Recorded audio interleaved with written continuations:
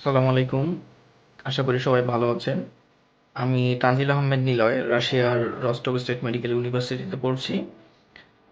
তো বর্তমানে আমি বাংলাদেশে আছি। আপনারা জানেন হয়তো রাশিয়াতে জুলাই এবং আগস্ট ২ মাস হচ্ছে সামার ভ্যাকেশন থাকে। তো সামার ভ্যাকেশনে বর্তমানে দেশে চলে আসছি পরিবারের সাথে দেখা করার জন্য। তো আমাকে আসলে অনেকে কোশ্চেন করতেছে যে রাশিয়ার এডমিশন সম্পর্কে। তো ভাবলাম যে একটা এডমিশন নিয়ে একটা আপডেট দিয়ে দেই, ভিডিও আপলোড করে দেই। তো হয়তো অনেকের উপকার হতে পারে। তো ইউনিভার্সিটির বিষয়টা হচ্ছে যে ইউনিভার্সিটি মেডিকেল যেটাই বলেন সব কিছুর হচ্ছে এডমিশন অলরেডি শুরু হয়ে গেছে এই মাসেই। তো এই মাসে হচ্ছে আপনাদের যারা হচ্ছে ইউনিভার্সিটিতে অ্যাপ্লাই করতে চাচ্ছেন বা আপনারা যারা হচ্ছে এমবিবিএস প্রোগ্রাম মেডিকেলের জন্য অ্যাপ্লাই করতে চাচ্ছেন বা আপনার হচ্ছে যারা হচ্ছে ল্যাঙ্গুয়েজ প্রোগ্রাম বা মাস্টার্স, হ্যাঁ, যেটাতেই অ্যাপ্লাই করতে চাচ্ছেন সব কিছুর অ্যাপ্লিকেশন অলরেডি শুরু হয়ে গেছে। তো বিষয় হচ্ছে যে আপনারা যত দ্রুত এখন অ্যাপ্লাই করবেন এটা আপনাদের জন্য ততই ভালো হবে, কারণ আপনারা অ্যাপ্লাই করলে আপনাদের যে ইনভাইটেশন লেটার এটা দ্রুত চলে আসবে। আর ইনভাইটেশন লেটার দ্রুত আসলেই তো আপনারা হচ্ছে রাশিয়ার পথে এক ধাপ এগিয়ে যাবেন।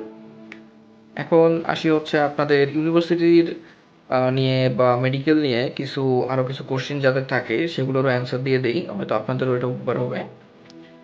তো ইউনিভার্সিটি সিলেকশনের বিষয়ে আপনারা আপনাদের মন মতো যে ইউনিভার্সিটিটা মনে হয় ভালো হবে সেইটা সিলেকশন করবেন। তবে অবশ্যই আপনারা যদি গুগলে হচ্ছে ইউনিভার্সিটির র্যাঙ্কিংস দেখেন তাহলে এইটা আসলে সঠিক রেজাল্ট পাবেন না। কারণ হচ্ছে রাশিয়ার মধ্যে যে ইউনিভার্সিটিগুলো আছে এগুলো যে র্যাঙ্কিং করা হয় এটা কিন্তু একদম রাশিয়ার মধ্যেই ভিতরেই করা হয়।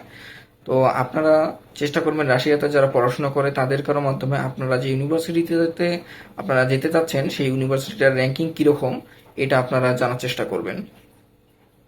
কারণ হচ্ছে আপনারা যদি গুগল করেন গুগলে হচ্ছে আপনারা সঠিক ইনফরমেশনটা পাবেন না, কারণ হচ্ছে যেহেতু গুগলের বেশিরভাগ র্যাঙ্কিংগুলো আমেরিকা করে থাকে। এখন আসি হচ্ছে লোকেশন সিলেক্টের বিষয়। লোকেশনটা হচ্ছে অনেক গুরুত্বপূর্ণ একটা বিষয়, কারণ আপনারা জানেন রাশিয়া বিশাল বড় দেশ এবং রাশিয়ার হচ্ছে বেশিরভাগ হচ্ছে সময় ঠান্ডা থাকে। তো এমন একটা লোকেশন সিলেক্ট করতে হবে আপনাকে যেন যেই লোকেশনটা আপনার কিছুটা উষ্ণ থাকে, হ্যাঁ। তো এই ক্ষেত্রে আপনি যেটা করতে পারেন সেটা হচ্ছে আপনার যদি মস্কো মস্কো যদি আপনার হচ্ছে বলেন যে আমার সিলেক্টেড এরিয়া এটা ভাই, বা আমার হচ্ছে আমি মস্কোতে যেতে চাই, তাহলে ওকে আপনি মস্কোর জন্য মস্কোতে যেসব ভালো ভালো ইউনিভার্সিটি আছে মেডিকেল আছে এগুলোতে অ্যাপ্লাই করতে পারেন। আর হচ্ছে যদি মনে করেন যে না ভাই আমি মস্কোতে থাকবো না, আমি মস্কোর বাইরে থাকতে চাই, তাহলে আমি যেটা প্রেফার করব সেটা হচ্ছে আপনারা রাশিয়ার দক্ষিণাঞ্চলে আসতে পারেন। আমি আছি হচ্ছে বর্তমানে রস্টভে, এদিকে আসতে পারেন। কারণ রস্টভ হচ্ছে এমন একটা শহর এখানে আপনার গরমের সময় 40 ডিগ্রি 42 ডিগ্রি পর্যন্ত ওঠে এবং ঠান্ডার সময় আপনার -20 ডিগ্রি 22 ডিগ্রি এরকম যায়।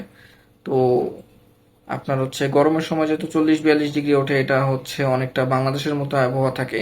তো এই ক্ষেত্রে আর কি আপনাদের জন্য ভালো হতে পারে। আপনারা দক্ষিণাঞ্চলে আসতে পারেন বা রস্টভ বাদে অন্য যে কোনো স্টেটেই আসতে পারেন আশেপাশের, কারণ এই সাইডটা রাশিয়ার উষ্ণ অঞ্চল। এর এখন আসি হচ্ছে আপনার রাশিয়াতে পড়াশোনা করতে আসলে কিরকম সময় লাগে, অনেকে এই বিষয়টা প্রশ্ন করে। তো যদি হচ্ছে আপনারা মেডিকেলে পড়েন, মানে হচ্ছে আপনার যদি এমবিবিএস নিয়ে পড়েন এই ক্ষেত্রে আপনার হচ্ছে 6 বছর লাগবে, কারণ এটা ইংলিশ মিডিয়ামে 6 বছর লাগে। আপনাদের হচ্ছে 5 বছর হচ্ছে মেইন কোর্স পড়াশোনা এবং 1 বছর ইন্টার্নশিপ থাকে, টোটাল 6 বছর লাগে। এবং 6 বছর সেখানে পড়ার পরে আপনাকে কিন্তু যদি বাংলাদেশে আসতে চান তাহলে বাংলাদেশে এসে আপনার 1 বছর হচ্ছে আবার ইন্টার্নশিপ করতে হবে। তো যাই হোক রাশিয়াতে 6 বছর আর কি মেডিকেল। এবং আপনি যদি ভার্সিটির কথা এখন বলেন, আপনি যদি রাশিয়ান মিডিয়ামে আসেন তাহলে আপনার হচ্ছে 5 বছর লাগবে। 1 বছর হচ্ছে আপনার রাশিয়ান ভাষা শিখতে হয় এবং বাকি 4 বছর হচ্ছে আপনার এডুকেশন। এবং আপনি যদি মাস্টার্সে আসেন সেক্ষেত্রে আপনার 2 বছর লাগবে। 1 বছর হচ্ছে আপনাকে ভাষা শিখতে হবে এবং আর 1 বছর হচ্ছে আপনার মাস্টার্সের পড়াশোনা। তবে এই বিষয়টা হচ্ছে যদি আপনারা সেটা রাশিয়ান মিডিয়ামে পড়তে চান, এক্ষেত্রে আপনার আরেকটা অপশন থাকে যে আপনি আসলেন, আসার পরে 1 বছর হচ্ছে ল্যাঙ্গুয়েজ কোর্স করলেন, অ্যান্ড ল্যাঙ্গুয়েজ কোর্স করার পরে আপনি চাইলে হচ্ছে আবার ইংলিশ মিডিয়ামে ভর্তি হতে পারেন, এটা পুরোটাই আপনার ইচ্ছা। তবে ইংলিশ মিডিয়ামের ক্ষেত্রে টিউশন ফিটা বেশি অ্যান্ড রাশিয়ান মিডিয়ামের ক্ষেত্রে টিউশন ফিটা কম। বাট হচ্ছে এখন বলতে পারেন যে ল্যাঙ্গুয়েজ কোর্স আসলে কেন করতে হবে। ল্যাঙ্গুয়েজ কোর্স করার হচ্ছে অনেকগুলো গুরুত্ব রয়েছে, কারণ আপনি রাশিয়াতে হচ্ছে ইংলিশে মানুষ কথাবার্তা তেমন বলে না। আপনি ল্যাঙ্গুয়েজ কোর্স করলে যেমন আপনার ভাষাটা অনেক আয়ত্ত হয়ে যাবে, পাশাপাশি আপনি যদি জব করতে চান জবের ক্ষেত্রে অনেক হেল্পফুল হবে। প্লাস আপনার পড়াশোনা শেষে যদি এই দেশে আপনি চাকরি বাকরি বলেন বা এই দেশে সেটেল হওয়ার ক্ষেত্রেও আপনার অনেক হেল্পফুল বিষয়টা হবে, কারণ আপনি যেহেতু ভাষা জানেন, এই দেশের একটা সার্টিফিকেট পাইছেন ভাষার উপরে। আচ্ছা, এখন আসি হচ্ছে আপনার, যদি বলেন যে টিউশন ফি কিরকম লাগে, মেডিকেলের ক্ষেত্রে আসলে টিউশন ফির বিষয়টা কি, মেডিকেলের ক্ষেত্রে যেমন বিভিন্ন মেডিকেলের বিভিন্ন রকমের টিউশন ফি, ভার্সিটির ক্ষেত্রেও কিন্তু সেম, বিভিন্ন ভার্সিটিতে বিভিন্ন রকমের টিউশন ফি। তবে হ্যাঁ, একটা অ্যাভারেজ আমি টিউশন ফি বলতে পারি, যেটা হচ্ছে রাশিয়াতে বিভিন্ন ইউনিভার্সিটির ক্ষেত্রে হয়তো হয়ে থাকবে, কারণ হচ্ছে আপনার যদি বলি মেডিকেলের ক্ষেত্রে, তাহলে মেডিকেলের ক্ষেত্রে আপনার প্রথম বছরটা অবশ্যই কস্টিংটা বেশি পড়ে। এই ক্ষেত্রে আপনার হচ্ছে 5,000 থেকে 10,000 ডলার বা 5,000 থেকে 9,000 ডলারের মধ্যেই সাধারণত মেডিকেলগুলো হয়। তবে হ্যাঁ, যদি লো কস্টের মেডিকেলে যান তাহলে হচ্ছে আপনার, লো কস্টের যদি মেডিকেলের দিকে যান এই ক্ষেত্রে আপনার মানে পড়াশোনার মানটা একটু ওদিকে উইক হয়। আর হচ্ছে উইক বলতে কি, আসলে রাশিয়ার সবই হচ্ছে সরকারি, তো সবকিছুতে ফ্যাসিলিটিস একই থাকে, সবকিছুতে পড়াশোনার মান একই প্রায়, কিন্তু কি একটু ছাড় আর কি পাওয়া যায় উইকগুলোতে। বা আপনি যদি মিডিয়াম লেভেলের মেডিকেলে পড়েন যেগুলোর বাজেট একটু বেশি, সেক্ষেত্রে অবশ্যই ভালো। আর যদি একদম আপনার যদি সামর্থ্য হয় একদম হাই কোয়ালিটির, আপনি মেডিকেলগুলোতে ভর্তি হতে পারেন, সেটা আপনার একদম ব্যক্তিগত ইচ্ছা। আর এরপরে আসি ভার্সিটির টিউশন ফির ক্ষেত্রে।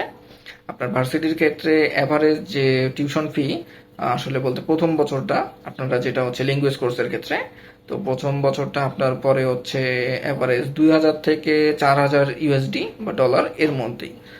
এটা হচ্ছে আমি যে ডলারের হিসাবটা দিলাম, ডলারের হিসাবটা আপনাদেরকে এই কারণে দিলাম কারণ হচ্ছে আপনারা জানেন রাশিয়ার কারেন্সি আপ ডাউন হয়, বাংলাদেশের কারেন্সিও আপ ডাউন হয়, বা ডলারটা দিলে আপনি একটা অ্যামাউন্ট পেয়ে যাবেন, আপনার আইডিয়া যে আসলে এরকম টাকা লাগতে পারে।